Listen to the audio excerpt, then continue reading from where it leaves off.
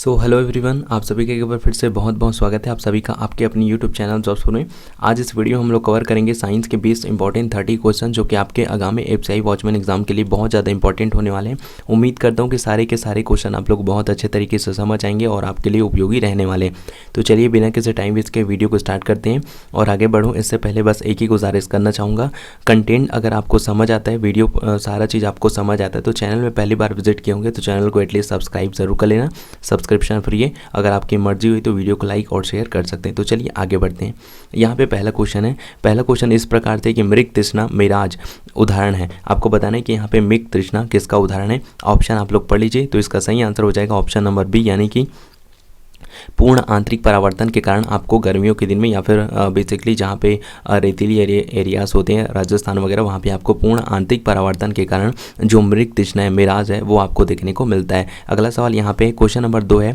लोलक घड़ियाँ गर्मियों में क्यों सुस्त हो जाती है। आपको बताने कि लोलक घड़ियाँ गर्मियों में सुस्त हो जाती हैं, इसके पीछे कारण क्या है। यहाँ पे ऑप्शन आप लोग देख लीजिए, एक एक को आराम से अच्छे से पढ़ लीजिए, वीडियो को पॉज करके उसके बाद इसका जवाब दीजिए। तो इसका सही आंसर हो जाएगा ऑप्शन नंबर सी, यानी कि लोलक घड़ियाँ गर्मियों में सुस्त हो जाती है। इसके पीछे का कारण ये है कि लोलक की लंबाई बढ़ जाती है, जिससे इकाई दोलन में लगा हुआ समय बढ़ जाता है। जी हाँ, आपको समझ में आ गया होगा उम्मीद करता हूँ। अगला सवाल यहाँ पे देख लीजिए, त्रिविमी है ना, त्रिविमी 3 डायमेंशनल चित्र में निम्न किसके द्वारा लिया जाता है। आपको बताना है कि जो त्रिविमीय चित्र होता है वो किसके द्वारा लिया जाता है।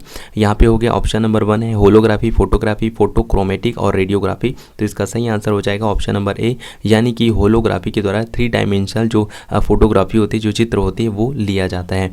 अगला सवाल यहाँ पे है क्वेश्चन नंबर 4 है। क्वेश्चन नंबर 4 यहाँ पे पूछा गया है टेलीविज़न के दूरस्थ नियंत्रण में, है ना, टेलीविज़न के दूरस्थ नियंत्रण में किस प्रकार की प्रकाश तरंगों का उपयोग किया जाता है। बेसिकली आपको बताना है कि रिमोट जो होता है टेलीविज़न का, उसमें किस प्रकार की प्रकाश तरंगों का उपयोग किया जाता है। तो इसका सही आंसर हो जाएगा ऑप्शन नंबर 2, यानी कि अवरक्त प्रकाश किरणों का उपयोग किया जाता है। अगला सवाल सुनिए। अगला सवाल यहाँ पे क्रायोजेनिक्स है, क्वेश्चन नंबर 5 है। क्रायोजेनिक्स एक विज्ञान है जो संबंधित है। आपको बताना है कि बेसिकली जो क्रायोजेनिक्स है वो किससे संबंधित, क्या उच्च तापमान से संबंधित है, निम्न तापमान से, परमाणु ऊर्जा से या फिर आणविक तापमान से। तो इसका सही आंसर हो जाएगा ऑप्शन नंबर 2, यानी कि निम्न तापमान से संबंधित है आपका क्रायोजेनिक्स। ओके, सो अगला सवाल है। अगला सवाल यहाँ पे पूछा गया कि प्रकाश की गति न्यूनतम होगी जब वह गुजरता है। आपको बताना है कि प्रकाश की गति न्यूनतम कब होगी। प्रकाश की गति न्यूनतम कब होगी, जब वह किससे गुजरेगा। तो क्या वह वायु से होकर गुजरेगा तब प्रकाश की गति निम्न होगी, या फिर जल से होकर, या फिर कांच से होकर, या फिर निर्वात से होकर। तो इसका सही आंसर हो जाएगा ऑप्शन नंबर सी, यानी कि जब प्रकाश जो है कांच से होकर गुजरेगी तब उसकी जो गति होगी वो न्यूनतम हो जाएगी। अगला सवाल यहाँ पे देख लीजिए, क्वेश्चन नंबर 7 है। निम्नलिखित में से किसने एक्स किरणों का आविष्कार किया। रदरफोर्ड ने, रोटंजन ने, मैक्सवेल ने या फिर टोरेसेली ने, है ना। तो इसका सही आंसर हो जाएगा ऑप्शन नंबर बी, यानी कि रोटंजन ने आविष्कार किया था आपके एक्सरे किरणों का। अगला सवाल यहाँ पे पास्कल इकाई है। आपको बताना है कि पास्कल किसकी यूनिट होती है, आर्द्रता की, दाब की, वर्षा की या फिर तापमान की। तो इसका सही आंसर हो जाएगा ऑप्शन नंबर बी, यानी कि जो आपका पास्कल है, पास्कल जो होता है यूनिट होता है किसका, दाब की यूनिट होती है, यानी कि ऑप्शन नंबर बी इसका सही आंसर हो जाएगा। आई होप सारे क्वेश्चन आप लोग को फ्लुएंटली और अच्छे तरीके से समझ आ रहे होंगे। किसी क्वेश्चन के लिए डाउट वगैरह होता है तो अभी तक आप लोगों ने जैसे कमेंट्स किए वैसे आप लोग करते रहिएगा। अगला सवाल यहाँ पे क्वेश्चन नंबर 10 है ना। क्वेश्चन नंबर 10 यहाँ पे पूछा गया है। क्वेश्चन नंबर 10 है दोस्तों, इंद्रधनुष बनने का कारण है। आपको बताना है कि इंद्रधनुष के बनने का कारण क्या है। यहाँ पे आप लोग आराम से इसका ऑप्शन पढ़ लीजिए। तो इसका सही आंसर हो जाएगा ऑप्शन नंबर डी, यानी कि यहाँ पर देखिए ये सारे क्या है, यहाँ पे आपके स्टेटमेंट है और यहाँ पे उसका आंसर दिए गए। तो ऑप्शन नंबर जो केवल 1 है वो सही होगा, यानी कि इंद्रधनुष क्यों बनता है। इंद्रधनुष जो बनता है उसके पीछे कारण है वायुमंडल में सूर्य की किरणों का जल बूंदों के द्वारा परावर्तन। अगला सवाल देख लीजिए, क्वेश्चन नंबर 11 है। क्वेश्चन नंबर 11 है कि कोयले के निम्नलिखित प्रकारों में से किस एक प्रकार में शेष प्रकारों की अपेक्षा अधिक कार्बन प्रतिशत होता है। यहाँ पे आपको बताना है कि दिए गए ये सारे जो है 4 वेरिएंट, जो बिटुमिन कोयला होगा, लिग्नाइट, पीट और एंथ्रासाइट, ये क्या है, कोयले के टाइप्स हैं। अब आपको इसमें से बताना है कि यहाँ पे जितने भी ऑप्शंस दिए गए हैं उनमें से किस में कोयले की, मतलब यहाँ पे जितने भी कोयले के प्रकार देंगे उनमें सबसे अधिक मात्रा में कार्बन का प्रतिशत किस में होता है। तो इसका सही आंसर हो जाएगा ऑप्शन नंबर डी, यानी कि एंथ्रासाइट में। बाकी 3 अन्य जो प्रकार दिए उनके अपेक्षाकृत यहाँ पे सबसे अधिक मात्रा में कार्बन पाया जाता है। अगला सवाल यहाँ पे क्वेश्चन नंबर 12 है कि उन शराब त्रासदियों में जिनके परिणाम स्वरूप अंधता आदि होती है, हानिकारक पदार्थ हैं। आपको बताना है कि यहाँ पे जो शराब अधिक सेवन करने से, है ना, अगर अंधता होती है ना, अंधता होती देखने में दिक्कत होती है, तो वो किस पदार्थ के कारण होता है ना। यहाँ पे शराब के प्रकार दिए गए ना, तो आपको बताना है कि किसके कारण ऐसा आपको देखने को मिलता है, डिजीज़ होती है। क्या ethyl alcohol, methyl alcohol, amyl alcohol या फिर बेंजील एल्कोहल या फिर मेथिल एल्कोहल के कारण ऐसा देखने को मिलता है। तो इसका सही आंसर हो जाएगा ऑप्शन नंबर 4 यानी ऑप्शन नंबर डी, यानी कि मेथिल एल्कोहल के कारण जो अंधता होती है वो यहाँ पे मिलता है। इसके पीछे का कारण ये है। अगला सवाल देख लीजिए, क्वेश्चन नंबर 13 है, जल में आसानी से घुलनशील है। आपको बताना है कि यहाँ पे जो ऑप्शन दिए गए उनमें से कौन जल में आसानी से घुल जाता है। तो इसका सही आंसर हो जाएगा ऑप्शन नंबर बी, यानी कि नाइट्रोजन इसका सही आंसर हो जाएगा। अगला सवाल यहाँ पे देख लीजिए, अगला सवाल यहाँ पे क्वेश्चन नंबर 14 है, स्टेनलेस स्टेनलेस स्टील बनाने के लिए क्या प्रयोग में लाया जाता है। आपको बताना है कि स्टेनलेस स्टील बनाने के लिए क्या प्रयोग में लाया जाता है। तो इस ऑप्शन यहाँ पे सब आप लोग पढ़ लेंगे। तो इसका सही आंसर हो जाएगा ऑप्शन नंबर ए, यानी कि क्रोमियम और निकिल का प्रयोग किया जाता है स्टेनलेस स्टील बनाने के लिए। अगला सवाल देख लीजिए, क्वेश्चन नंबर 15 है। क्वेश्चन नंबर 15 है, निम्नलिखित में से कौन सा उर्वरक नहीं है। आपको बताना है कि निम्नलिखित में से कौन सा उर्वरक नहीं है। जी हाँ, तो इसका सही आंसर हो जाएगा, है ना। तो इसका सही आंसर चलिए देख लेते हैं। इसका सही आंसर हो जाएगा ऑप्शन नंबर बी, यानी कि कैल्शियम, है ना, जो आपका कैल्शियम, एक मिनट, है ना, जो आपका कैल्शियम सल्फेट है वो यहाँ पे उर्वरक नहीं है। अगला सवाल कुछ इस प्रकार से है कि घरेलू प्रतिशत रेफ्रिजरेटर में सामान्यतः कौन सा प्रतिशत प्रयोग में लाते हैं। आपको बताना है कि घर में जो हम लोग यूज़ करते हैं एसी वगैरह, है ना, रेफ्रिजरेटर, उसमें कौन सा यहाँ पे आपका यहाँ पे फ्रिज है ना, रेफ्रिजरेटर में सामान्यतः कौन सा गैस प्रयोग में लाते हैं। यहाँ पे आप लोग देख लीजिए, नियॉन, है ना, नियॉन हो गया, अमोनिया हो गया, नाइट्रोजन हो गया, फ्रियॉन हो गया। तो इसका सही आंसर हो जाएगा ऑप्शन नंबर बी, यानी कि अमोनिया का उपयोग किया जाता है जो घर में फ्रिज होता है उसमें। ओके, सो अगला सवाल है, अश्रु जल, है ना, अश्रु गैस, यहाँ पे अश्रु जल बोल दिए थे मैंने, अश्रु गैस है। आपको बताना है कि अश्रु गैस यहाँ पे कौन है, या फिर अश्रु गैस हम लोग कैसे कहते हैं, अमोनिया को, क्लोरीन को, हाइड्रोजन कार्बाइड को या फिर हाइड्रोजन सल्फाइड को। तो इसका सही आंसर हो जाएगा ऑप्शन नंबर ए, यानी कि अमोनिया को कहा जाता है अश्रु गैस। अगला सवाल यहाँ पे क्वेश्चन नंबर 18 है, बुलेट प्रूफ पदार्थ बनाने के लिए निम्नलिखित में से कौन सा बहुलक प्रयुक्त किया जाता है।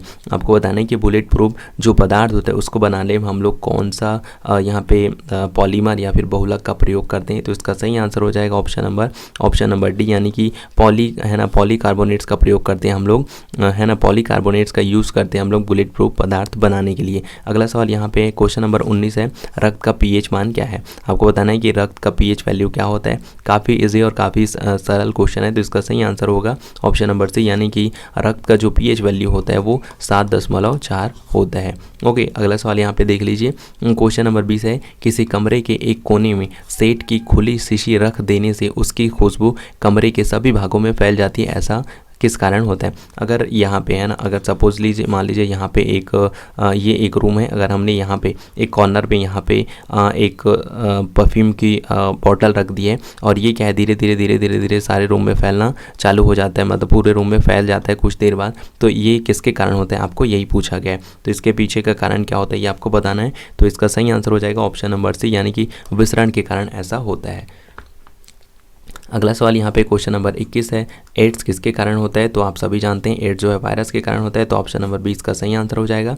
अगला सवाल यहाँ पे है कि मानव शरीर में विटामिन ए संचित रहता है। आपको बताना है कि विटामिन ए जो है शरीर में कहाँ संचित रहता है। तो इसका सही आंसर हो जाएगा ऑप्शन नंबर ए, यानी कि यकृत में।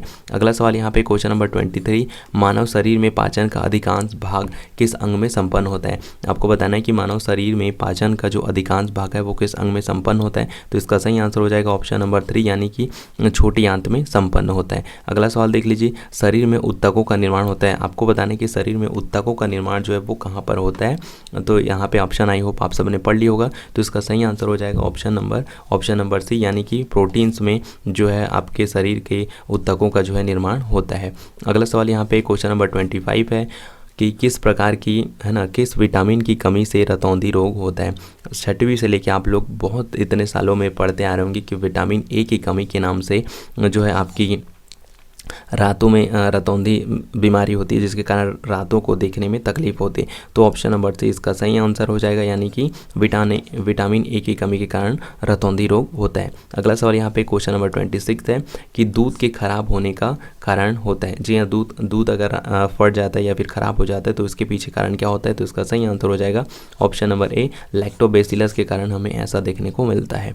अगला सवाल यहाँ पे क्वेश्चन नंबर 27 है कि लौह का अंश सबसे अधिक पाया जाता है। आपको बताना है कि जो आयरन है वो सबसे ज़्यादा है ना, जो आयरन है वो सबसे ज़्यादा कहाँ पाया जाता है, तो इसका सही आंसर हो जाएगा ऑप्शन नंबर सी, यानी कि हरी सब्जियों में जो लोहे की मात्रा है वो सबसे अधिक होती है। अगला सवाल यहाँ पे क्वेश्चन नंबर है ना, क्वेश्चन नंबर आपका यहाँ पे 28 है कि सर्वदाता वह व्यक्ति है जिसका रुधिर वर्ग होता है। आपको यहाँ पे बताना है कि यहाँ पे जो दिए गए ब्लड ग्रुप्स हैं उनमें से सर्वदाता हम लोग किसे कहेंगे, क्या ए ब्लड ग्रुप को, बी को, या फिर ए बी को, या फिर ओ पॉजिटिव को, तो इसका सही आंसर हो जाएगा ऑप्शन नंबर डी, यानी कि हम लोग यहाँ पे जो ओ पॉजिटिव है उसका सर्वदाता रुधिर वर्ग कहेंगे। अगला सवाल यहाँ पे क्वेश्चन नंबर 29 है, मनुष्य का औसत रक्तचाप होता है। जी आपको बताना है कि मनुष्य का औसत रक्तचाप कितना होता है, तो इसका सही आंसर हो जाएगा ऑप्शन नंबर है ना, ऑप्शन नंबर डी, यानी कि 120 से 120/80 Hg होना चाहिए। ओके, सो आज का अगला सवाल और आज का अंतिम सवाल है क्वेश्चन नंबर 13 है, साधारण मानव में गुणसूत्र होते हैं। आपको बताना है कि साधारण मानव में कितने गुणसूत्र होते हैं। यहाँ पे ऑप्शन दिया गया है, उम्मीद करता हूँ आप इसका आंसर जरूर दे देंगे। इसका सही आंसर हो जाएगा ऑप्शन नंबर बी, है ना, इसका सही आंसर हो जाएगा ऑप्शन बी, यानी कि 46 गुणसूत्र मानव शरीर में पाए जाते हैं। ओके, तो उम्मीद करता हूँ आज के जितने भी इंपॉर्टेंट क्वेश्चन थे आपको ज़रूर से ज़रूर पसंद आए होंगे, समझ भी आया होगा। किसी क्वेश्चन को लेकर अगर आपके मन में डाउट्स वगैरह होता है तो प्लीज़ ज़रूर आंसर इसका देने का प्रयास करिएगा। तो चलिए मिलते हैं नेक्स्ट वीडियो में, और चैनल में पहली बार विजिट किए होंगे ना तो प्लीज़ चैनल को एक बार ना सब्सक्राइब ज़रूर कर दीजिएगा, सब्सक्राइब, और हो सके तो वीडियो को लाइक वगैरह भी कर देना यार, क्योंकि सब्सक्रिप्शन और लाइक बिल्कुल फ्री है, किसी को कोई चार्ज देने की ज़रूरत नहीं है। तो चलिए गाइस, मिलते हैं नेक्स्ट वीडियो में, तब तक सबको bye bye, have a great day, जय हिंद, वंदे मातरम।